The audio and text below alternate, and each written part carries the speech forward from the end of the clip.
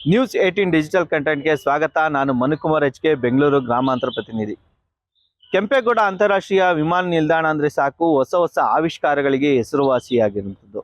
ಅದೇ ರೀತಿ ಬೇರೆ ವಿಮಾನ ನಿಲ್ದಾಣಗಳಲ್ಲಿ ಇದ್ದಂಥ ಒಂದು ಹೊಸ ನಿಯಮವನ್ನು ಬೆಂಗಳೂರು ಅಂತಾರಾಷ್ಟ್ರೀಯ ವಿಮಾನ ನಿಲ್ದಾಣದಲ್ಲಿ ಜಾರಿ ಮಾಡಿದ್ರು. ಆದರೆ ಈ ನಿಯಮಕ್ಕೆ ಕ್ಯಾಬ್ ಚಾಲಕರು ಕೂಡ ಸಾಕಷ್ಟು ವಿರೋಧವನ್ನು ವ್ಯಕ್ತಪಡಿಸಿದ್ರು, ಮತ್ತೆ ರಸ್ತೆ ತಡೆದು ಸಾಕಷ್ಟು ಆಕ್ರೋಶವನ್ನು ಸಹ ಹೊರಹಾಕಿದ್ರು. ಆದರೆ ಈಗ ಕೆಂಪೇಗೌಡ ಆಡಳಿತ ಮಂಡಳಿ ಈಗ ನಿಯಮವನ್ನ ಸಡಿಲಿಕೆ ಮಾಡೋದ್ರ ಮೂಲಕ ಕ್ಯಾಬ್ ಚಾಲಕರಿಗೆ ಹೊಸ ಸಂದೇಶವನ್ನು ಕೂಡ ನೀಡಿರುವಂಥದ್ದು. ಆ ಸಂದೇಶ ಆದ್ರೂ ಏನು ಅಂತೀರಾ? ಅದಕ್ಕೂ ಮುಂಚೆ ನ್ಯೂಸ್ 18 ಯೂಟ್ಯೂಬ್ ಚಾನಲ್ನ ಸಬ್ಸ್ಕ್ರೈಬ್ ಆಗಿ, ಬೆಲ್ ಬಟನ್ ಒತ್ತಿ, ಅದರ ಜೊತೆಗೆ ಫೇಸ್ಬುಕ್ ಪೇಜ್ ಮತ್ತೆ ಇನ್ಸ್ಟಾಗ್ರಾಮ್ ಪೇಜ್ನ ಫಾಲೋ ಮಾಡಿ, ಶೇರ್ ಮಾಡಿ. ಕೆಂಪೇಗೌಡ ಅಂತಾರಾಷ್ಟ್ರೀಯ ವಿಮಾನ ನಿಲ್ದಾಣದಲ್ಲಿ ಟರ್ಮಿನಲ್ 1 ಮತ್ತೆ ಟರ್ಮಿನಲ್ 2 ನಲ್ಲಿ ಹಂತ ಹಂತವಾಗಿ ಈಗ ಕ್ಯಾಬ್ ಚಾಲಕರಿಗೆ ಪಿಕಪ್ P3 ಮತ್ತೆ P4 ನಲ್ಲಿ ಹೊಸ ದಂಡನ ಪ್ರಯೋಗ ಮಾಡಿದ್ರು. ಆ ದಂಡಕ್ಕೆ ಸಾಕಷ್ಟು ವಿರೋಧ ಕೂಡ ವ್ಯಕ್ತಪಡಿಸಿದ್ರು. ಅಂದ್ರೆ 8 ರಿಂದ 13 ನಿಮಿಷದವರೆಗೆ 150 ರೂಪಾಯಿ, 13 ರಿಂದ 18 ನಿಮಿಷದವರೆಗೆ 300 ರೂಪಾಯಿವರೆಗೂ ಕೂಡ ದಂಡವನ್ನ ಪ್ರಯೋಗ ಮಾಡಿದ್ರು. ಈ ಹಿನ್ನೆಲೆಯಲ್ಲಿ ಪ್ರಯಾಣಿಕರಿಗೆ ಸಾಕಷ್ಟು ಕಿರಿಕಿರಿ ಆಗ್ತಿತ್ತು. ಅದರ ಜೊತೆಗೆ ಪ್ರಯಾಣಿಕರ ಅನುಕೂಲಕ್ಕಾಗಿ ಮತ್ತು ಉತ್ತಮ ಸೇವೆಯನ್ನು ನೀಡಲಿಕ್ಕಾಗಿ ಈ ನಿಯಮವನ್ನ ಜಾರಿ ತಂದಿದ್ದೀವಿ, ಮತ್ತೆ ಈ ದಂಡ ಪ್ರಯೋಗವನ್ನ ಜಾರಿ ಮಾಡಿದ್ದೀವಿ ಅನ್ನುವಂತ ಮಾತನ್ನ ಕೆಂಪೇಗೌಡ ಆಡಳಿತ ಮಂಡಳಿ ಹೇಳ್ತಿತ್ತು. ಆದ್ರೆ ಕ್ಯಾಬ್ ಚಾಲಕರು ಇದಕ್ಕೆ ಸಾಕಷ್ಟು ವಿರೋಧವನ್ನ ವ್ಯಕ್ತಪಡಿಸಿದ್ರು. ನಾವು ದಿನವೆಲ್ಲ ಅಂದ್ರೆ 2-3 ದಿನ ಕಳೆದ್ರೂ ಕೂಡ ನಮಗೆ ಸರಿಯಾದ ರೀತಿಯಲ್ಲಿ ಬಾಡಿಗೆ ಸಿಗಲ್ಲ. ಸಿಕ್ಕ ಒಂದು ಬಾಡಿಗೆಯಲ್ಲಿ ನೀವು ಈ ರೀತಿ ಫೈನ್ ಹಾಕಿದ್ರೆ ನಾವು ಹೊಟ್ಟೆ ಬಟ್ಟೆ ಕಟ್ಟೋದಾದ್ರೂ ಹೇಗೆ? ಇಲ್ಲೇ 150 ರಿಂದ 300 ರೂಪಾಯಿವರೆಗೂ ದಂಡ ಕಟ್ಟಿದ್ರೆ ಮತ್ತೆ ಟೋಲ್ಗೆ ಹೋಗಿ 100 ರೂಪಾಯಿ ಕಟ್ಟಬೇಕು, ಪೆಟ್ರೋಲ್ಗೆ 100 ರೂಪಾಯಿ ಹೋದ್ರೆ ನಮ್ಗೆ ಉಳಿತಿದ್ದೆ 100 ರೂಪಾಯಿ ಅನ್ನೋಂತ ಆಕ್ರೋಶವನ್ನು ಹೊರಹಾಕಿದ್ರು. ಮತ್ತೆ ಈ ದಂಡವನ್ನ ಸಡಿಲಿಕೆ ಮಾಡಬೇಕು ಅನ್ನೋಂತ ಆಗ್ರಹವನ್ನು ಸಹ ಇಟ್ಟಿದ್ರು. ಹೀಗಾಗಿ ಈಗ ಕೆಂಪೇಗೌಡ ಅಂತಾರಾಷ್ಟ್ರೀಯ ವಿಮಾನ ನಿಲ್ದಾಣದ P3 ಮತ್ತು P4 ನಲ್ಲಿ ಈಗ ಸಡಿಲಿಕೆಯನ್ನು ಸಹ ಮಾಡಿರುವಂಥದ್ದು. 10 ರಿಂದ 15 ನಿಮಿಷದವರೆಗೂ ಕೂಡ ಫ್ರೀಯನ್ನ ಮಾಡಿರುವಂಥದ್ದು. ಅದಾದ ನಂತರ 100 ರೂಪಾಯಿ ದಂಡವನ್ನ ವಿಧಿಸ್ತಾರೆ. ಗಂಟೆಗೂ 50 ರೂಪಾಯಿ ಹೆಚ್ಚಿಗೆ ದಂಡವನ್ನು ಸಹ ಪ್ರಯೋಗ ಮಾಡ್ತಾರೆ.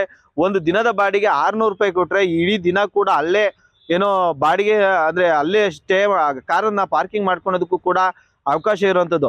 ಇದರ ಜೊತೆಗೆ ಪ್ರಯಾಣಿಕರಿಗೂ ಕೂಡ ಯಾವುದೇ ರೀತಿ ತೊಂದರೆ ಆಗ್ಬಾರ್ದು ಅನ್ನೋ ನಿಟ್ಟಿನಲ್ಲಿ ಕೂಡ ಟರ್ಮಿನಲ್ 1 ಮತ್ತೆ ಟರ್ಮಿನಲ್ 2 ಎರಡರಲ್ಲೂ ಕೂಡ ಕ್ಯಾಬ್ಗಳ ವ್ಯವಸ್ಥೆಯನ್ನು ಸಹ ಮಾಡಿರುವಂಥದ್ದು. ಮತ್ತೆ ಶಟಲ್ ಬಸ್ಗಳನ್ನು ಸಹ ಅಲ್ಲಿಂದ ಪ್ರಯಾಣಿಕರನ್ನ P3 ಮತ್ತೆ P4ಗೆ ಕರೆದುಕೊಂಡು ಹೋಗಲು ಸಹ ಅಲ್ಲಿ ವ್ಯವಸ್ಥೆಯನ್ನು ಸಹ ಮಾಡಿರುವಂಥದ್ದು. ಮತ್ತೆ ಹೆಚ್ಚುವರಿ ಸಿಬ್ಬಂದಿಯನ್ನು ಸಹ ನಿಯೋಜನೆ ಮಾಡಿ ಪ್ರಯಾಣಿಕರಿಗೆ ಯಾವುದೇ ರೀತಿಯ ಗೊಂದಲ ಆಗಬಾರ್ದು ಅನ್ನೋ ನಿಟ್ಟಿನಲ್ಲಿ ಎಲ್ಲ ರೀತಿಯ ಮಾರ್ಗಸೂಚಿಗಳನ್ನು ಸಹ ಅವರಿಗೆ ತಿಳಿಸಿ P3 ಮತ್ತೆ P4ಗೆ ಹೋಗಲಿಕ್ಕೆ ಅನುಕೂಲವನ್ನು ಸಹ ಮಾಡ್ಕೊಂಡಿರುವಂಥದ್ದು. ನಾವು 11ನೇ ತಾರೀಕಿಂದ ಈ ಹೊಸ ಪಾರ್ಕಿಂಗ್ ಸಿಸ್ಟಮ್ ಲಾಗು ಮಾಡಿದ್ದೀವಿ ಟರ್ಮಿನಲ್ 2 ಮತ್ತು ಟರ್ಮಿನಲ್ 1 ಅಲ್ಲಿ. ಟರ್ಮಿನಲ್ 2 11ನೇ ತಾರೀಕು, ಟರ್ಮಿನಲ್ 1 ಅಲ್ಲಿ 13ನೇ ತಾರೀಕಿದು ಜಾರಿ ಮಾಡಿದ್ದೀವಿ. ಇದರಲ್ಲಿ ನಮಗೆ ಮೇನ್ಲಿ ಪ್ಯಾಸೆಂಜರ್ ಸೇಫ್ಟಿ ಮತ್ತು ಅವ್ರಿಗೆ ಒಂದು ಒಳ್ಳೆ ಎಕ್ಸ್ಪೀರಿಯನ್ಸ್ ಇದೆ ಅದಕ್ಕೋಸ್ಕರ ಮಾಡಿದ್ದೀವಿ. ಟರ್ಮಿನಲ್ 1 ಅಲ್ಲಿ ಅರೈವಲ್ ಹೊರಗೇನೆ ತುಂಬ ಟೌಟ್ಗಳು ನಿಲ್ತಾ ಇದ್ರು. ಪ್ಯಾಸೆಂಜರ್ಗೆ ತುಂಬ ಇನ್ಕನ್ವೀನಿಯೆಂಟ್ ಆಗ್ತಾ ಇತ್ತು ಪಾರ್ಕಿಂಗ್ ಹೋಗೋಕ್ಕೆ, ಅವ್ರದ್ದು ಪಿಕಪ್ ಪಾಯಿಂಟ್ಸ್ಗೆ ಹೋಗೋಕ್ಕೆ. ಮತ್ತು ಪಿಕಪ್ ಪಾಯಿಂಟ್ಸು ಅಲ್ಲಿ ಏನು ನಿಯಮ ಇಲ್ಲದೆ ಇರೋದ್ರಿಂದ ತುಂಬ ಟ್ರಾಫಿಕ್ ಜಾಮ್ ಆಗ್ತಾ ಇತ್ತು. ಸೊ ಪ್ಯಾಸೆಂಜರ್ ತುಂಬ ಹೊತ್ತು ವೆಯ್ಟ್ ಮಾಡಬೇಕಾಗಿತ್ತು ಅಲ್ಲಿ. ಸೊ ಅದಕ್ಕೆ ಈ ಹೊಸ ನಿಯಮ ಜಾರಿ ಮಾಡಿದ್ದೀವಿ. ಅದರಲ್ಲಿ ವೈಟ್ ಬೋರ್ಡು ಈ curb side arrival curb side ಮುಂದೆ ಬರ್ಬೋದು. ಅವ್ರಿಗೆ ಎಂಟ್ರಿ 8 ನಿಮಿಷ ಫ್ರೀ ಇರುತ್ತೆ. 8 ನಿಮಿಷದಿಂದ 13 ನಿಮಿಷ 150 ರೂಪಾಯಿ ಚಾರ್ಜ್ ಮಾಡ್ತಾ ಇದ್ದೀವಿ. 13 ರಿಂದ 18 ನಿಮಿಷಕ್ಕೆ 300 ರೂಪಾಯಿ ಚಾರ್ಜ್ ಮಾಡ್ತಾ ಇದ್ದೀವಿ. ಮತ್ತು ಬೇರೆ ಟ್ಯಾಕ್ಸಿಗಳು, ಆಥರೈಸ್ ಟ್ಯಾಕ್ಸಿಗಳು ಅವ್ರದ್ದು ಏನೂ ಚೇಂಜಸ್ ಇಲ್ಲ. ಓಲಾ, ಊಬರ್ ಮತ್ತು ನಮ್ಮದು ಬೇರೆ 5-6 ಟ್ಯಾಕ್ಸಿ ಆಥರೈಸ್ ಟ್ಯಾಕ್ಸೀಸ್ ಇದೆ, ಅವ್ರದ್ದು ಏನೂ ಚೇಂಜಸ್ ಇಲ್ಲ. ಅನ್ಆಥರೈಸ್ ಟ್ಯಾಕ್ಸಿ ಅವ್ರಿಗೆ ನಾವು P4 ಅಲ್ಲಿ ಮತ್ತು P3 ಅಲ್ಲಿ ಫ್ರೀ ಪಾರ್ಕಿಂಗ್ 10 ನಿಮಿಷಕ್ಕೆ ಕೊಟ್ಟಿದ್ದೀವಿ. 10 ನಿಮಿಷದಿಂದ 40 ನಿಮಿಷವರೆಗೂ ಅವ್ರಿಗೆ ಬರೀ 100 ರೂಪಾಯಿ ಚಾರ್ಜ್ ಮಾಡ್ತಾ ಇದ್ದೀವಿ. 40 ನಿಮಿಷದಿಂದ ಎವ್ರಿ ಅವರ್ ಅವ್ರಿಗೆ ಒಂದು ಎಕ್ಸ್ಟ್ರಾ 50 ರೂಪಾಯಿ ಕೊಡಬೇಕಾಗತ್ತೆ. ಸೊ ಇಲ್ಲಿಂದ P4 ಅರೈವಲಿಂದ P4 parking approximately 500 metres ಇದೆ. ಅದಕ್ಕೂ ನಾವು ಬಗ್ಗಿ ಸರ್ವಿಸ್ ಕೊಟ್ಟಿದ್ದೀವಿ, ಶಟಲ್ ಸರ್ವಿಸ್ ಸ್ಟಾರ್ಟ್ ಮಾಡಿದ್ದೀವಿ.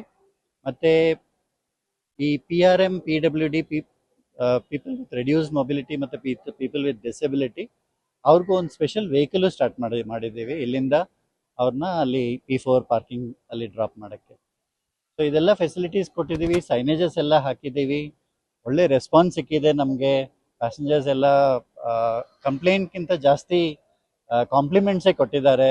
ನೀವು ಇದು ಒಳ್ಳೆ ಇದು ಸ್ಟಾರ್ಟ್ ಮಾಡಿದ್ದೀರಾ. ಈಗ ನಿಮ್ಮ ಹಿಂದೆ ನೋಡಿ, ನೀವು ಎಷ್ಟು ಫ್ರೀಯಾಗಿ ಪ್ಯಾಸೆಂಜರ್ಸ್ ಎಲ್ಲ ಓಡಾಡ್ತಾ ಇದ್ದಾರೆ. ತುಂಬ ಕನ್ವೀನಿಯೆಂಟ್ ಆಗಿದೆ ಅವ್ರಿಗೆ ಪಾರ್ಕಿಂಗ್ ಹೋಗೋಕ್ಕೆ, ಅವ್ರ ಆಥರೈಸ್ಡ್ ಕ್ಯಾಬ್ ತಗೊಳ್ಳೋಕ್ಕೆ ಎಲ್ಲ ತುಂಬ ಕನ್ವೀನಿಯೆಂಟ್ ಆಗಿದೆ. ಮತ್ತು ಅಲ್ಲಿ P4 ಪಾರ್ಕಿಂಗ್ ಇಂದನೂ ನಮಗೆ ತುಂಬ ಒಳ್ಳೆ ರೆಸ್ಪಾನ್ಸ್ ಬಂದಿದೆ ಪ್ಯಾಸೆಂಜರ್ಸಿಂದ. ಅವರು ಈ ಫೆಸಿಲಿಟೀಸ್ ಎಲ್ಲ ಉಪಯೋಗಿಸ್ತಾ ಇದ್ದಾರೆ. ಬಗ್ಗಿ ಮತ್ತು ವಾಕಲೇಟರ್, ಎಲಿವೇಟರ್ ಎಲ್ಲ ಪರ್ಫೆಕ್ಟ್ಲಿ ಫಂಕ್ಷನ್ ಆಗ್ತಾ ಇದೆ. ಮತ್ತು ಜನನೂ ಡಿಪ್ಲಾಯ್ ಮಾಡಿದ್ದೀವಿ ಅಸಿಸ್ಟೆನ್ಸ್ ಕೊಡೋಕ್ಕೆ. ಎಲ್ಲ ಟಚ್ ಪಾಯಿಂಟ್ಸಲ್ಲೂ ನಮ್ಮ ಜನ ಇದ್ದಾರೆ, ಅವ್ರಿಗೆ ಹೆಲ್ಪ್ ಮಾಡ್ತಾ ಇದ್ದಾರೆ ಹೋಗೋಕ್ಕೆ. ಸೊ ಇದೆಲ್ಲ ವ್ಯವಸ್ಥೆ ಮಾಡಿದ್ದೀವಿ ನಾವು. ಹೌದು, shuttle bus right T1 arrival ಮುಂದೆಯಿಂದನೇ ನಿಮ್ಮ ಶಟಲ್ ಬಸ್ ಒಂದಿದೆ, ಅದು P4 ಪಾರ್ಕಿಂಗ್ ಎಲ್ಲ ಪ್ಯಾಸೆಂಜರ್ಸ್ನ ಕರ್ಕೊಂಡು ಹೋಗುತ್ತೆ. ಶಟಲ್ ಬಸ್ ಬಿಟ್ಟು PRM PWDಗೆ ಒಂದು ಸ್ಪೆಷಲ್ ವೆಹಿಕಲ್ಲು ಅರೇಂಜ್ ಮಾಡಿದ್ದೀವಿ. ಅದು ವೀಲ್ ಚೇರ್ ಕೂಡ ಅದ್ರ ಒಳಗೆ ತಗೊಂಡು ಹೋಗ್ಬೋದು ನಾವು. ಆ ಥರ ಒಂದು ಗಾಡಿ ಇದೆ ನಮ್ಮ ಹತ್ರ. ಇದರ ಜೊತೆಗೆ ಏನು ಬಗೀಸ್ ವ್ಯವಸ್ಥೆಯನ್ನು ಸಹ ಮಾಡಿರುವಂತದ್ದು, ಅಂದ್ರೆ ಅಂಗವಿಕಲರು ಮತ್ತೆ ವಯಸ್ಸಾದವರು ಕೂಡ ಏನು ಏರ್ಪೋರ್ಟ್ನ ಒಳಭಾಗದಿಂದ P3 ಮತ್ತೆ P4ಗೆ ಹೋಗಲು ಹೆಚ್ಚುವರಿ ಬಗೀಸ್ಗಳನ್ನು ಸಹ ವ್ಯವಸ್ಥೆ ಮಾಡಲಾಗಿದೆ.